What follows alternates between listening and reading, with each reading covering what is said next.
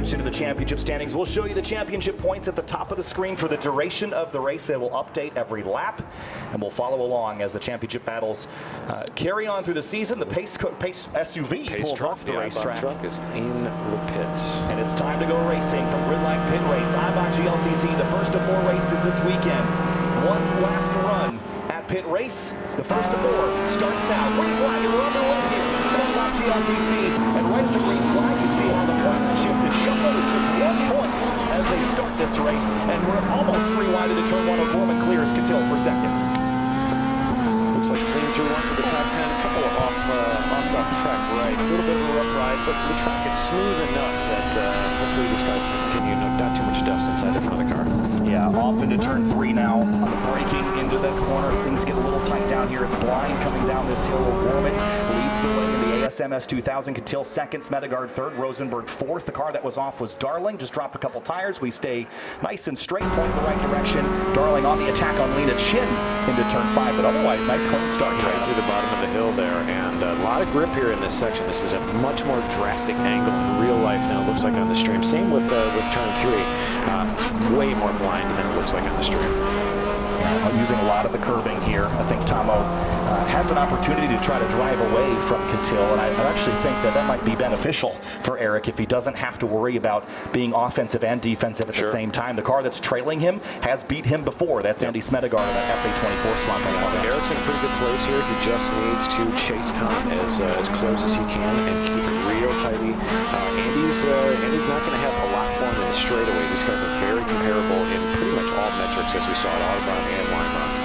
Great shots there looking down, and the front 4 have already broken away. Don't forget that Eric Magnussen is also in that championship battle, although it would take a pretty Herculean effort for him to steal it away, but it is mathematically possible. Knowing the talent of the top 5 here is it's going to be it still is kind of anybody's championship because these are home built cars. They can break, but there is a lot. Big jump here by Matan around the right-hand side of Smedegard. We'll see what he's got going into turn 1. Yeah, he will probably need to complete this pass. We'll watch the points change. He will steal third back. And look at how that changes the points. That gives him a 5-point buffer now over Catil. It was just 1 point at the start. So that's how quickly the things can change as O'Gorman leads by 0.6 of a second on the opening lap. Yeah, I think Matan's job here is to not battle with anyone. It's just to do as well as he can anywhere. Good braking strength into turn 3 here. I think the difference was 8 points coming into this event.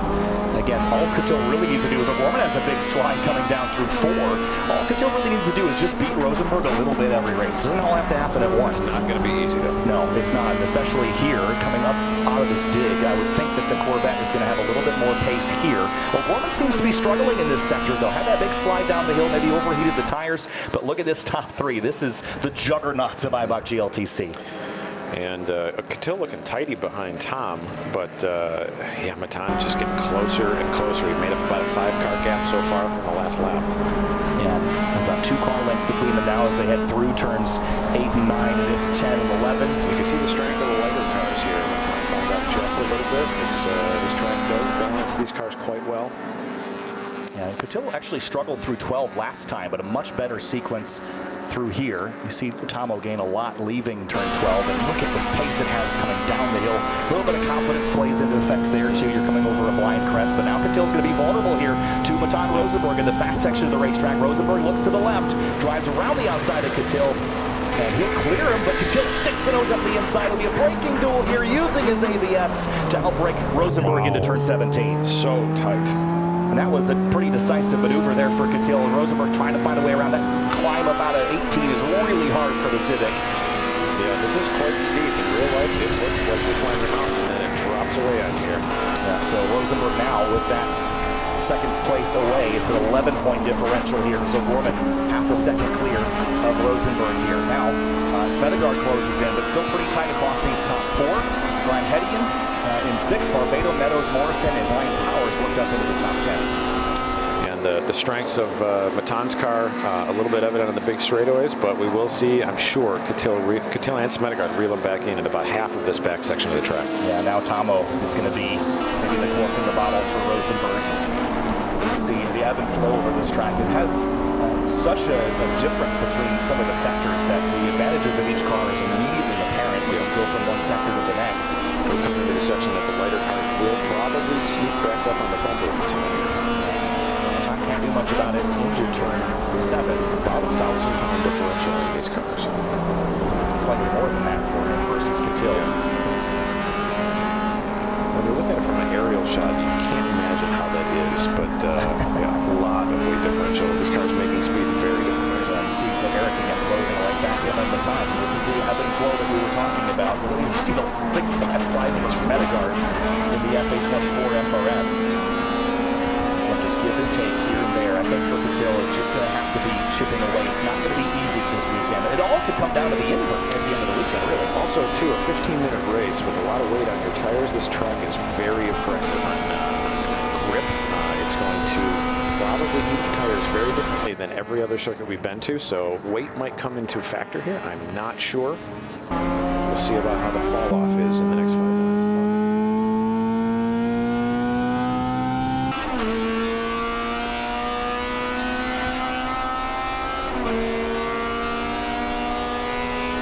LS, and here comes Rosenberg up the front straight, passing O'Gorman for the lead. O'Gorman on the binders much harder into turn 1 though, and clears them. And Rosenberg ate the curb on the inside, wasn't able to complete that pass. Not the ideal line, but great to see the awareness and the cleanliness of these two drivers. Yeah, Tomo shows the defensive maneuver there on the straightaway and just so late on the brakes. This car, that S2000, one of its strengths always was the brakes. He could outbrake everybody by a full marker back in 2022 when he won the championship. How many races came down to just a braking zone duel between him and it felt like he could outbrake them in the rain here by how many 10 car lengths almost. The car was unbelievable. I wonder also if we have some rain tomorrow, if that will come into Catil's advantage a little bit with the front wheel drive. I imagine that he would be hoping for some rain. They went to battle at Michelin Raceway Road Atlanta earlier in the year, and it was big slip for O'Gorman and mistake, and through comes Rosenberg to take the lead. Now, if Eric can work with Tom, they might be better in a straight line than they aren't separate. Yeah, and Tomo had mentioned yesterday, again, it's been a little while since he's been in this car, and he was reminded about how much work this car is to drive. Yeah. It might not be the easiest to extract speed out of, but a driver like Tomo is able to extract the maximum possible performance. And he's right back on the heels of Matan now, and we're going to see him probably gain through this section as well. Through 13 and 14, and then down this backstretch, this is where Matan's car will stretch its legs.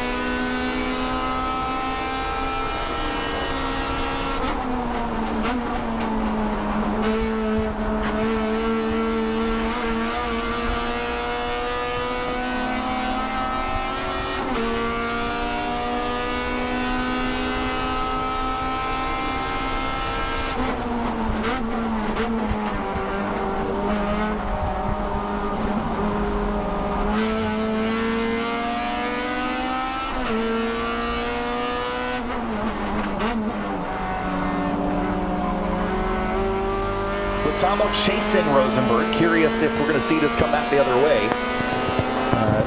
Again, Catil still in the conversation with Rosenberg there. It's not quite over yet.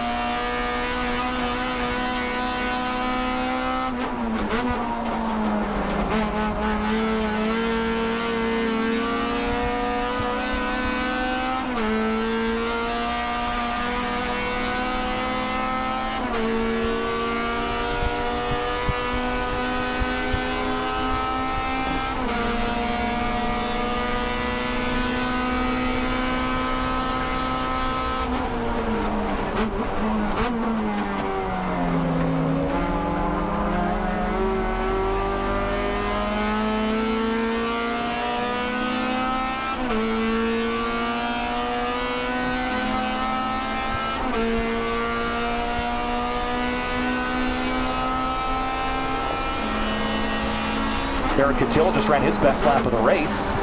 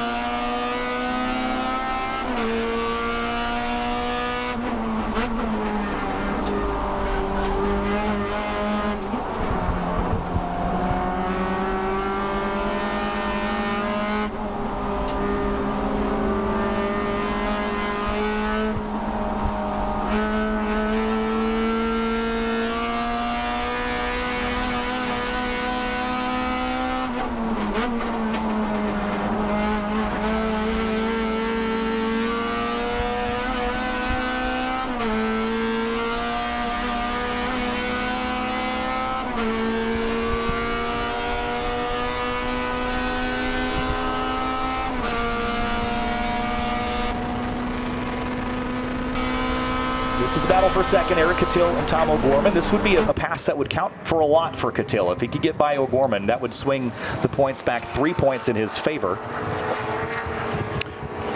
1.64 back, O'Gorman to Rosenberg. Yeah, just 3 minutes left to go. Would be expecting a white flag potentially next time by. Yep. But there's Tomo, and Catil that time was a little slower than Tomo, 0.15 slower to be exact. Matan has a lot of laps at this racetrack. I'm sure some of that is really coming down to the setup choices and trying to keep this car under him for 15 solid minutes. And again, we're going to set race 2 grid by the race 1 finishing order. Race 3 will be done by fastest lap. So, and then of course we have the invert in race 4 that can change everything. So down into the braking for turn 5. Catil, little lateral slide there. The rear end kind of walked around on him a bit. With the front-wheel drive, though, you really kind of want some of that. You don't want to be out of control, but the earlier he can get on the throttle, the better. And if the back end's coming around, he has to. Yeah, and again, Catil's got this car set up in such a way that he's so good at driving it, and others have talked about how if they jump into Catil's car, they don't know if they could be fast in it. It's really built to his preferences. It's wild to watch in-car. I mean, the steering wheel angle doesn't change a whole lot. He's driving with the gas pedal way more than you would expect in a front-wheel drive car.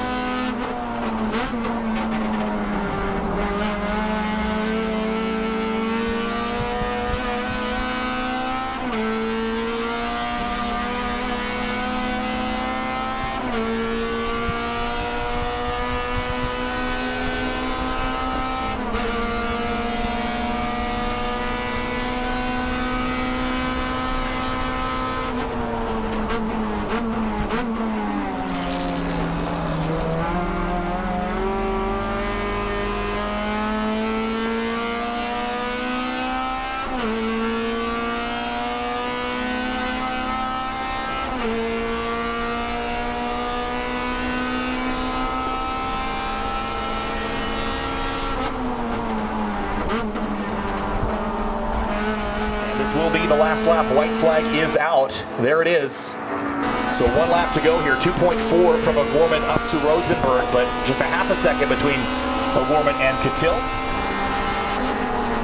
And Morrison and Meadows trading spots there. Where did Ryan Power go? He's dropped to 11th, so a little slip up there. Here is Matan Rosenberg. He's driven a really solid race here. And he came in with an 8-point advantage over Catil, but first to third is going to get him up to 15 points north of Catil. That makes the math a little harder for Eric, but it's still not impossible by any stretch. Even if Catil would outperform Rosenberg in the next 3 races, it would very easily switch that even with only a position or 2 advantage. And that doesn't factor in how the invert plays into this.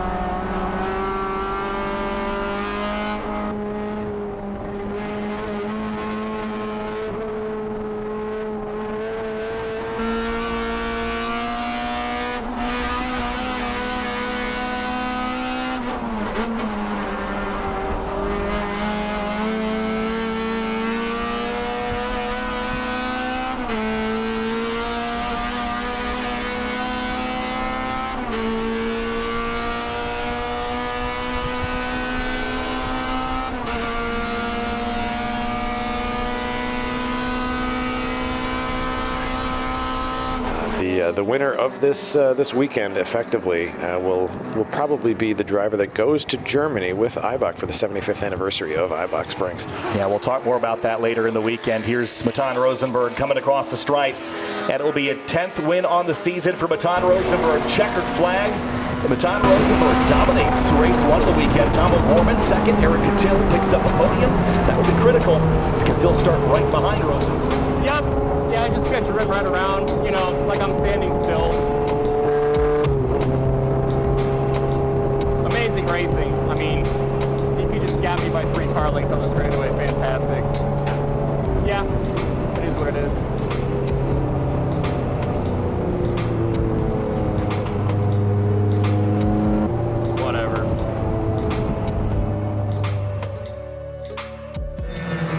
And there's Matan Rosenberg in P1. Tom O'Gorman right behind. Eric Cattell in 3rd. Smedegard, Magnussen, Hetty, and Barbado, Morrison, Chin, and Darling your top 10. Let's have a look at the highlights here from Eibach GLTC race number 1. It was a pretty fierce one at the pointy end of the field, at least in the opening half of the race. And it all started with the green flag with Tom O'Gorman, 2022 Eibach GLTC champ, on pole alongside Eric Cattell. And they filtered out with Tom O'Gorman in the top spot for a little while, with Rosenberg chasing in trail.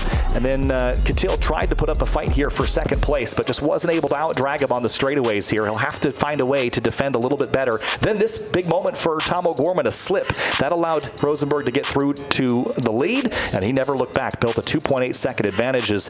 And with that, checkered flag for Matan Rosenberg, race number 1 complete. And Matan Rosenberg wins race 1 of 4 here in Eibach GLTC.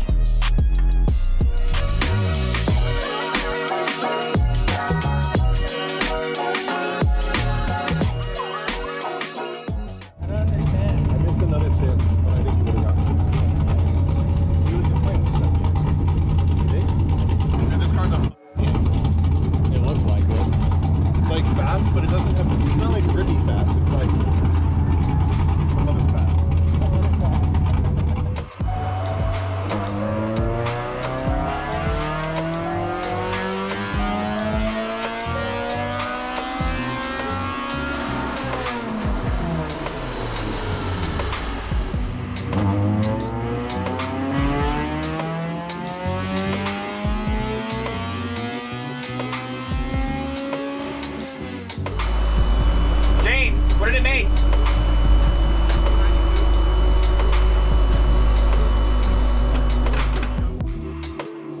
Alright, well, that was race 1. Didn't quite go how I expected it to go.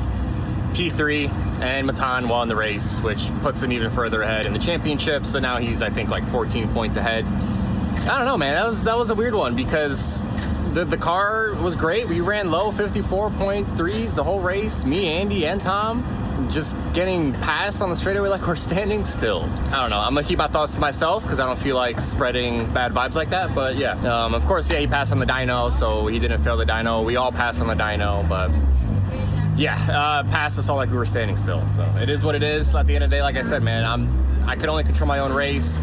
You know, I can't even defend. You can't defend that when he drives right by you on the straightaway. I tried to defend into the last corner by braking as deep as I ever braked ever in my life. And of course I sacrificed corner exit a little bit, but still, you know, I got a really flat power band. So even in that low 3rd gear around 5,000, you know, I'm still making pretty close to my peak power, and it's still not enough. So anyway, we made a few changes to the car for race 2. We put brand new sticker tires on all 4 corners. This race is pretty important because the fastest lap time of this race will start the grid for race 3. So maybe the sticker tires will help me now. And of course, the conditions are also a lot hotter. So I figured it was time to swap to another sticker set. We raised the rear ride height up half a turn on both sides to give it a little bit more rake, increase the rear roll centers, hopefully get the car to pivot a little bit better on the nose. Soften the front shocks, rebound and compression 2 clicks just to get it to kind of dive down.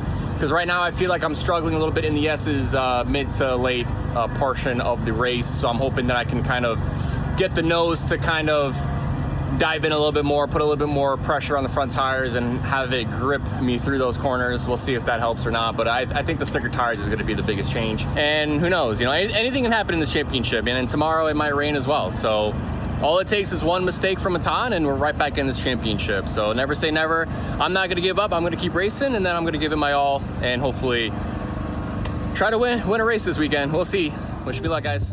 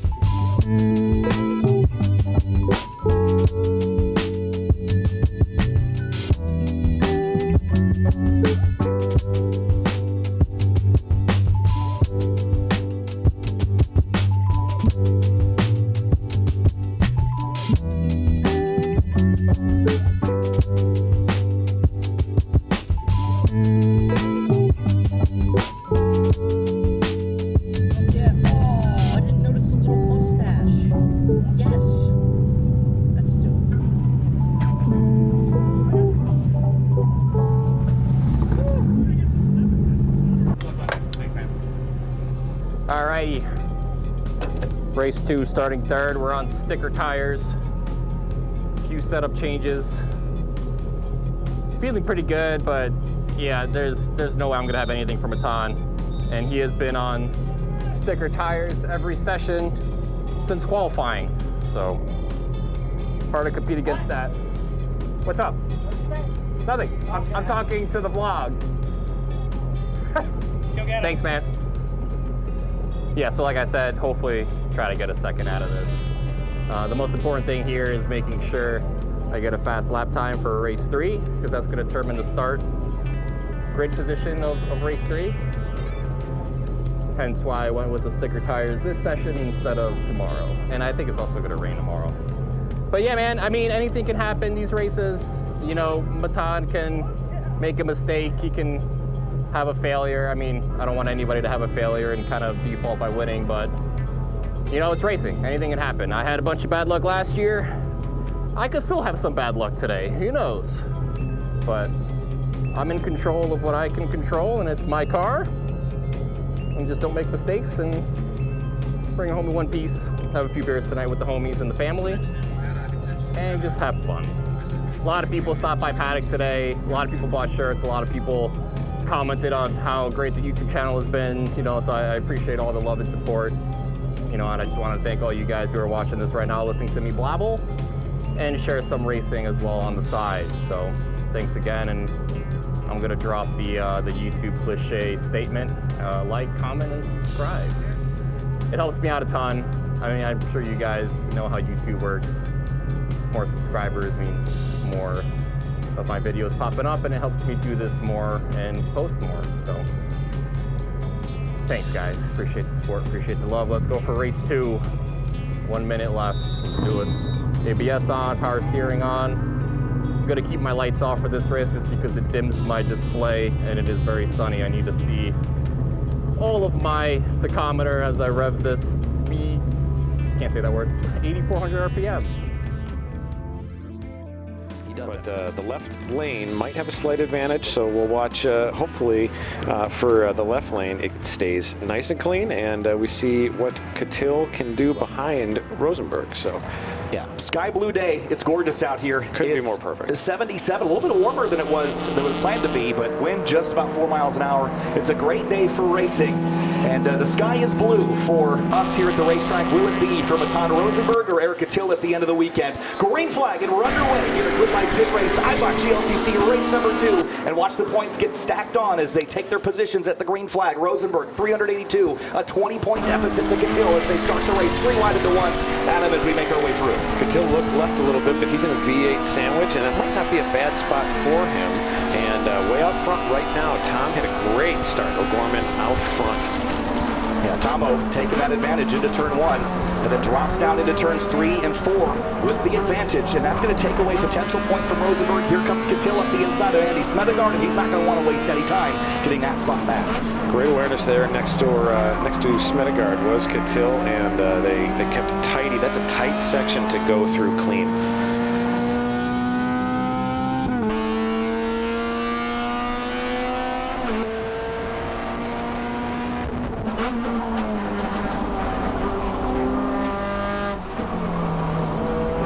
Couple of points to Rosenberg's advantage if he were to stay in first by the time they get back to the start finish, but these points are representative where they cross the start finish line.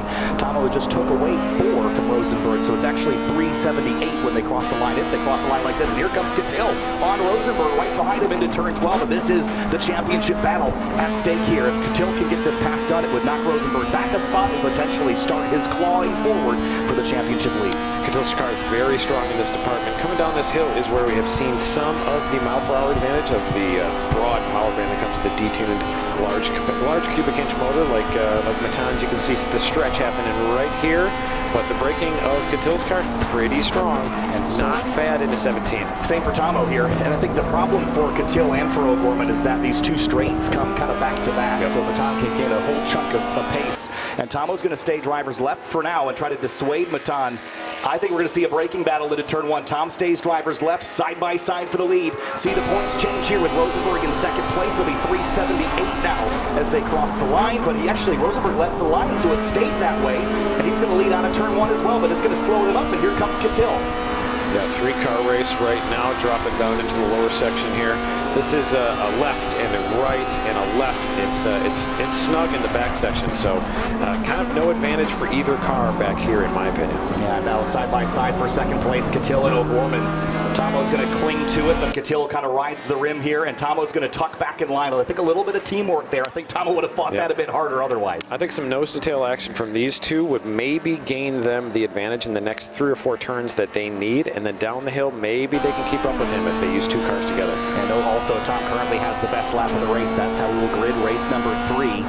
So keep that in mind. But this is where Kittil's car is going to come alive in comparison to Rosenberg's. It's not going to be a gain probably to the lead this lap, but he could shorten that distance quite a bit. Note that Smedegaard and Magnussen run 4th and 5th. Barbado, Hetty, and Morrison, Meadows, and Chin. Not a lot of shuffling at the tail half of the top 10, but the battle focused on the lead right now between these two drivers. Falcon and Eibach represented right up front. Seeing Kittil stretch this gap by Tomo, kind of a surprise. Tomo's car might not be as completely dialed as we saw back in the 2022 season. And Kittil right on the back of Matan. No change really in that section. Maybe a little bit of a sneak up on top of the Corvette. Yeah, carried really good speed through that section. This is where Kittil's going to lose a little bit, but he can't let that dissuade him. He's got to stay in the areas where his car is going to be advantageous. It's going to be hard for Kittil. This is not going to come easy, but he doesn't need to destroy Rosenberg this weekend. He just needs to outfinish him in at least 2 of the 4 races, and that could come at any moment, including race 4. This is not over till it's over. We did change the fastest lap setting the next grid from race 2 to race 3 this season. Part of the reason was the thought that if somebody's having mechanicals in the first couple races, they might have an evening to fix the car and be back in the game. And we have seen that happen a few times, but that's going to upset race 3 and race 4. We'll see what happens for fastest lap. That'll be one of the stories to tell here. Yeah, Kittil gained 3 points by virtue of that pass on O'Gorman and took the best lap of the race, Adam. So honestly, even if he doesn't win this race, the advantage in race 3 from where he starts could be what he needs. And last lap around for Kittil was a 55.889. For Rosenberg, a 55.892. Just 3 1/1000ths of a second between those two. That's almost unexpectedly close.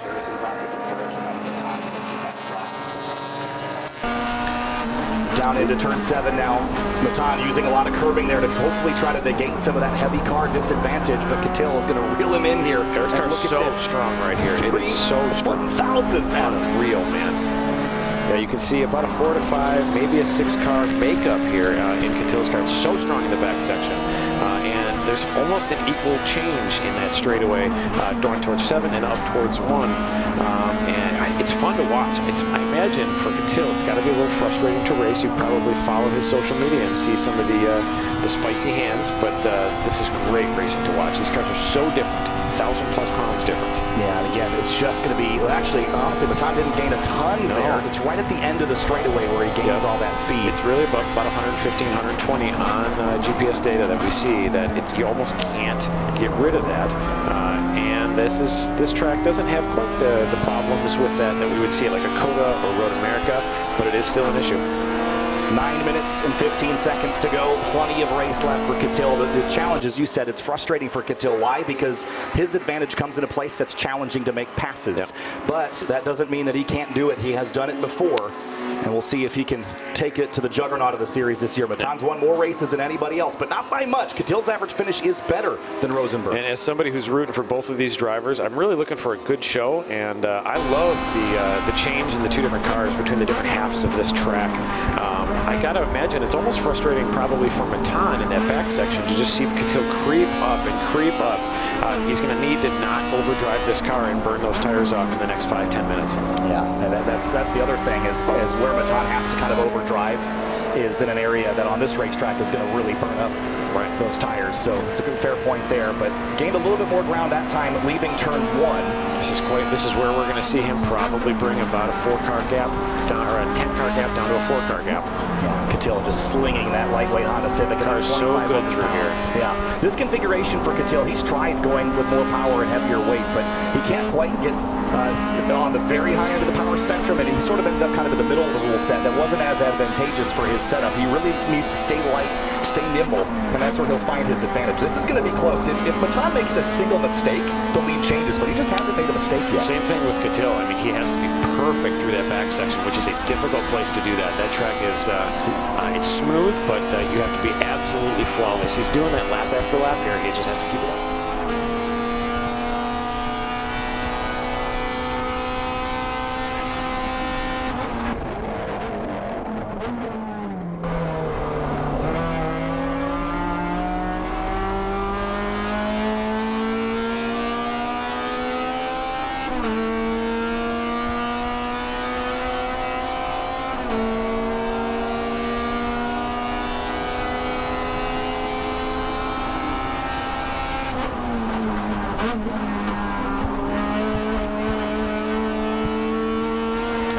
Best lap for Matan Rosenberg is trying to 155 flat, so that will put him as the best lap of the race. Catil is still second quickest with a 155.5 for his best lap, so that will be them on the front row again, should things continue this way. But here's a look at Eric Magnussen, who tried his car in Gridline GT trim at Autobahn Country Club a couple of, basically last month, and then Andy Smedegar, the driver he's chasing right now in that FA24 cars. And seeing some questions in the chat. Yeah, Speed Hive has given us issues here. Internet problems, Speed Hive problems. We do have the live timing app beta testing for Grid Life at the top of the chat if you want to check that out. Yeah, we'll post it again here for those that are looking. But there's Magnussen and then Barbado and Eric Meadows that are closing in slightly here on this battle for P5. It's a fun race to watch. Eric Meadows just slowly get through his friends here. How about this one? What a train. Oh boy, this is four-cylinder. And that's Kevin Zhu with a borrowed transmission from DJ Alessandrini. Better take care of it. Yeah, and he was 18th in race 1. And we're looking at the battle right now for 16th spot. Zhu, actually, not 17th. Zhu's dropped 1 spot. Sam Scott looking to take advantage of it. Hanging rear wheels on these front-wheel drive cars is always fun to watch. It just, sometimes it's hard to dial that out. But Matan's stretching on the big back straightaway here. Down into the braking zone for 17. Catil really leaning on it. So the back end wiggle just a little bit. Tomo by himself, just trying to be perfect here. Same thing with Andy. Yeah, Tom knows that the trick here is get that fast lap. The one thing that Tomo doesn't have that these front two have, though, is some rewards weight at him. So every time you win a race, you're going to pick up a couple of percent. Right. Andy also doesn't have the pressure of this whole championship. Just here to have a really good time.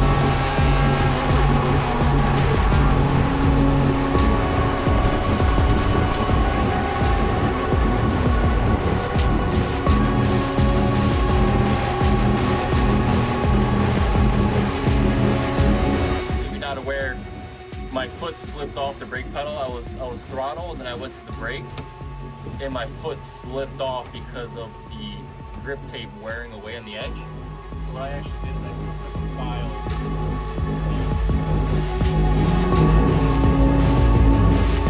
Here had a really good time. Big off in turn 1. And was very unfortunate. An issue, or did he just slip? Here comes Tomo. He's going to take second spot away, but that is crucial. We've said mistakes just can't happen in the racing with how perfect these drivers have been all season. Eric Catil has finished no worse than 5th all year long, which is a crazy achievement. And he'll drop 3rd, and I think the next thing he'll have to worry about is cleaning that car and make sure that there's no grass in the grill. But this might be, again, he's 2nd as far as best laps are concerned. Adam, there's something to be said about, these first 2 races didn't go your way, but that doesn't make the math impossible. It certainly doesn't with the invert. No. I would say that, make sure your car is good to finish this race. Finish this out in 3rd, and then you've got a front row start set up for race 3. Don't throw this away already. There's still plenty of time. Hopefully, Catil's car is still underneath of him. We're about probably 4 minutes, 3.5 minutes from the white flag, and we'll see his checker pretty soon.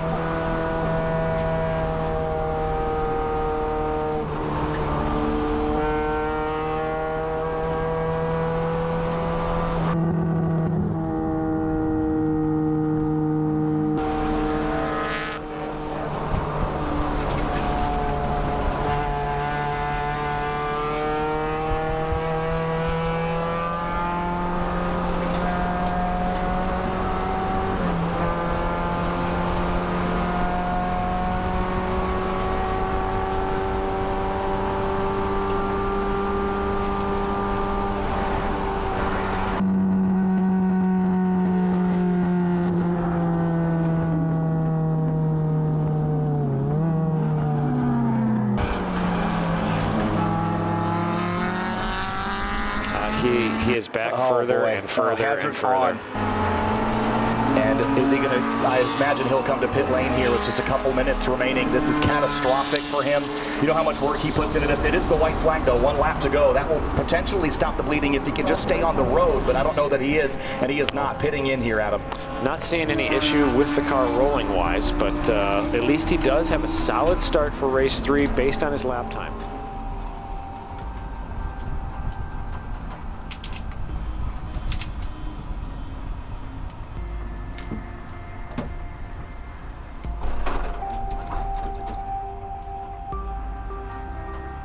Foot slipped off the brake pedal.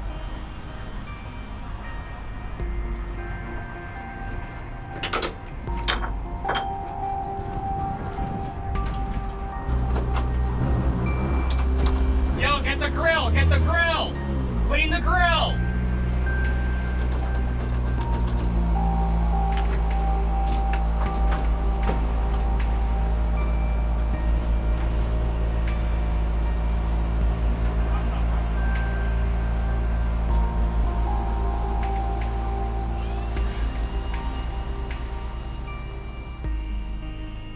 Team Falcon and Eibach are going back to victory lane again in race 2 by a slightly larger margin this time by virtue of Catil dropping out.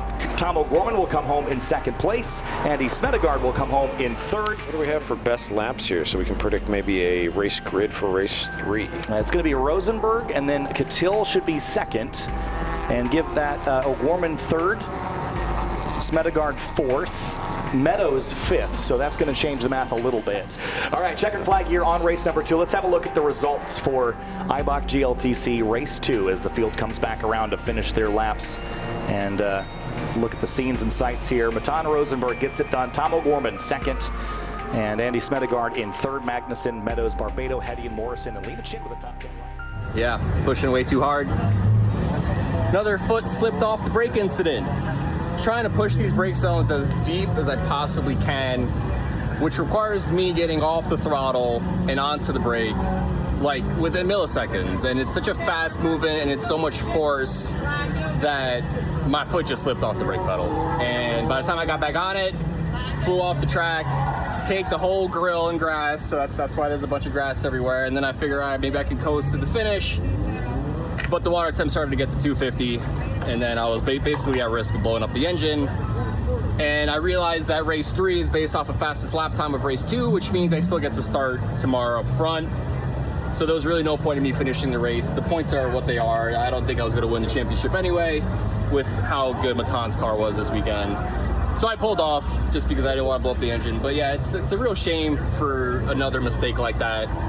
I was on it, man. I felt good. The car felt good. I was at least keeping up with him. But yeah, at the end of the day, another mistake by me. I have no one else to blame but myself. So it's already garage beer o'clock. We're gonna drink tonight, drink my sorrows away. And at least tomorrow we still get to race. I don't know what the lap times were, but I think me and Matan are gonna be 1-2 just because of how fast we were. But yeah, I don't know, man. I gotta figure something out with this brake pedal. That's 2 times this year my foot slipped off the brake. And that shouldn't happen. That is an absolutely terrible thing to happen during a race. So I don't know if I need to make like a pedal like wall, so if my foot goes to the right, it hits the wall and it's positioned that way. But I also think I need bigger brakes, honestly, because I'm braking as late as I possibly can, and it feels like it's not enough. But I'm proud of the car. I'm proud of myself until that mistake. I think I drove really well. I think the car was flying. I mean, we pieced out from Tom and Andy, but yeah, it's a shame to kind of ruin the whole season championship like that. But anyway, I'm good. I'm just happy the car's in one piece. I'm happy I'm in one piece. It's a scary feeling, man, when you go to the brake and then you realize you didn't hit the brake and you mess up like that. But it is what it is. Once again, my mistake, and I'm the one to blame. So we're gonna look over the car, drink a lot of beer, and then we'll be ready tomorrow. Just see what we can do. Maybe it might rain. Who knows? Anyway. That's a DNF, first DNF of the season. Oh, first DNF of the season. God damn. There goes my epic average finishing position ratio. Anyway, oh well.